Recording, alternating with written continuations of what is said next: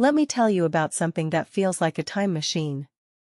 Imagine holding a piece of music history in your hands, specifically, a CD that was once a dusty cassette tape from 1982. This isn't just some nostalgic relic, it's a window into a moment when heavy metal was being reborn in Sheffield, and a guy named Gaz Holmes was basically a one-man revolution. What makes this so fascinating?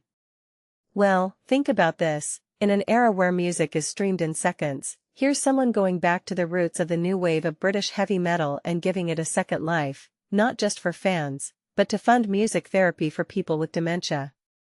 That's not just cool, it's deeply human. Now, picture this, 1981. Sheffield isn't just a city with steel mills, it's a breeding ground for raw, unfiltered metal. Gaz Holmes isn't some corporate exec, he's a guy who got fed up with the music industry's gatekeeping. He started a fanzine called Skullcrusher, basically out of frustration. Why does this matter? Because in those days, if you weren't on a major label, you were invisible. Holmes didn't just print a magazine, he created a lifeline for bands like Alyx and Fallen Angel. It's wild to think that this guy, with a Gestetner machine in his kitchen, was shaping the sound of an entire movement. Here's what I find mind-blowing, the DIY ethos of that era wasn't just about saving money, it was about defiance. These bands weren't waiting for permission to make noise. They were carving out their own space, and Holmes was their megaphone. But here's the twist, the new wave of British heavy metal didn't last. By the mid-80s, it had morphed into glam metal, polished and radio-friendly. That's the thing about movements, they're always evolving, sometimes dying, sometimes reinventing themselves. What Holmes is doing now, re-releasing that cassette as a CD, isn't just about nostalgia. It's about proving that the spirit of that time still has power. And let's talk about the charity angle for a second. This isn't just a cash grab.